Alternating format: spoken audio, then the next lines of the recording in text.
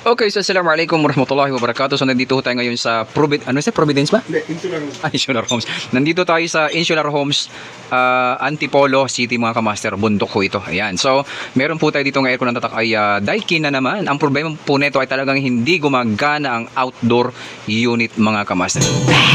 So ayun mga kamaster, no, tinanggal ho muna natin yung kanyang motherboard, no, para makita yung condition ng kanyang, ayan, no, itong kanyang receiver. Sobrang dumi na ho. At isa rin ho ito sa suspect natin. Kasi kapag itong sensor na to, yung receiver nito at yung sensor ay nilukuban na ho ng alikabok at dumi, so patay-sindi po yung kanyang compressor. Ito naman ang problema naman nito, talaga hindi gumagana yung kanyang compressor mga kamaster. So babaklasin po natin ito at lininisan muna natin, okay? Bahala ka sa buhay mo. Ginusto mo yan. Okay, so ito mga kamaster, no, ayan, no. So sobrang dumi na ho yung ating receiver. Ayan. Kung talagang halimbawa sira itong receiver na to, pwede naman ho natin palitan. Pero kung halimbawa kaya namang i-repair, re-repair natin. Pero for the meantime, gagawin natin, lilinisin po muna natin, tapos i-check po natin kung pasok pa yung value ng kanyang value ng sensor na to mga kamaster, no.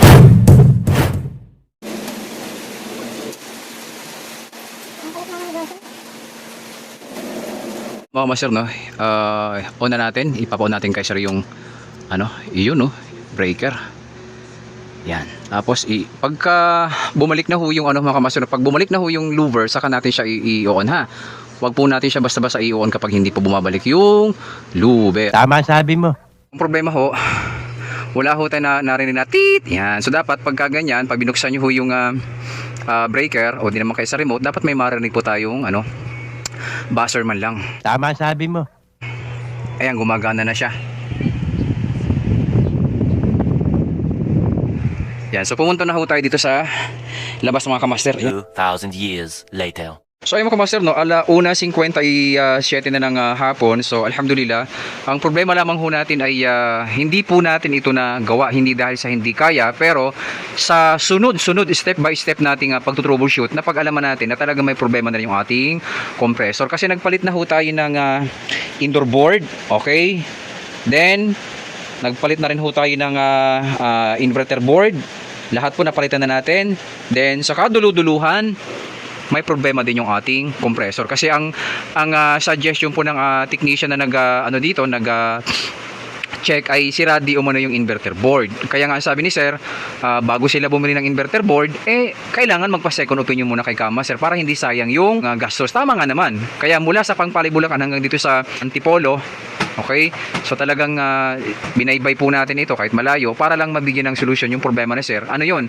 Bukod pala sa inverter board, may problema na rin pala yung ating compressor. Sa tulong ng ating mga daladalahan na mga board, ayan, kailangan kasi kapag tayo ay lalarga o pupunta sa mga site, kailangan meron kompleto tayo. 'Di ba? Kumpleto tayo ng mga board para malaman, matutunto natin anong problema, indoor board, receiver, inverter board or compressor. Kasi may mga po tayo, may mga EEV po tayo, kumpleto po tayo. Sa kaduluduluhan po, bukod pala sa inverter board, may problema na rin yung kanyang inverter compressor mga kamaster. Ayun, malinaw ha.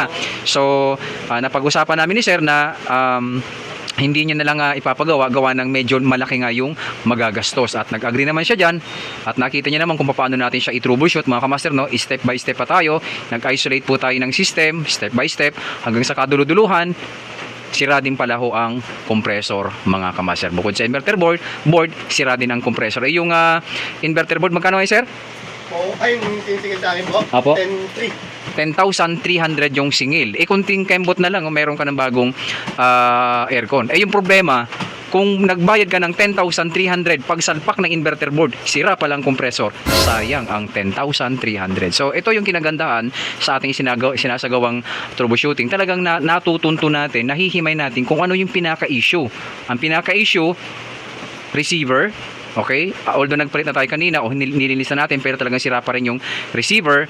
Then, pangalawa, inverter board. Pangatlo, yung compressor na mga kamaster. Klaro ha? Kaya pagka ganyan, wag na po nating pilitin pang wag na nating pilitin pa yung customer na, sir, bilhin natin ng ganito. Pwede naman.